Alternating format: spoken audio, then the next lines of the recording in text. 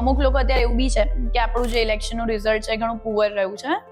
ગઠબંધનની સરકાર છે, કોઈને બી પૂર્ણ બહુમત નથી મળ્યું. તો કદાચ જો સરકાર બદલાઈ ગઈ ક્યાં તો સરકારમાં કે ઇસ્યુ ક્રિએટ થયા તો એના કારણે ગિફ્ટ સિટીના ડેવલપમેન્ટમાં, ફ્યુચરમાં, એના ગ્રોઈંગ ફેક્ટર્સમાં કઈ ઇફેક્ટ આવશે? કેમ ના આવે? બીકોઝ આઈએફએસસી નું જે રજીસ્ટ્રેશન છે, આઈએફએસસી ની જે ટેક્સના બેનિફિટ છે, ગિફ્ટ અને એસેસરીઝ જે મળે છે, ઓકે, એ આખા ઇન્ડિયામાં બીજા કોઈ નહીં. બીજી કોઈ સરકાર આવશે તો એને ફોરેનની કંપનીને ટેક્સનો બેનિફિટ લેવો હોય તો એ અહીંયા જવું પડશે. હવે આ જ્યાં સુધી પૂરેપૂરું ઓક્યુપાઈડ ના થાય ત્યાં સુધી બીજું સેન્ટર બની ના શકે. આઈ થિંક વર્લ્ડમાં કદાચ મને નથી એવી કઈ કન્ટ્રી છે જેમાં 2 સેન્ટર છે જ નહીં. હવે તમે યુએસમાં બી છે દર ટેન્યોરે આજે, તો એ તો બેનિફિટ તો એના એ જ રહેશે.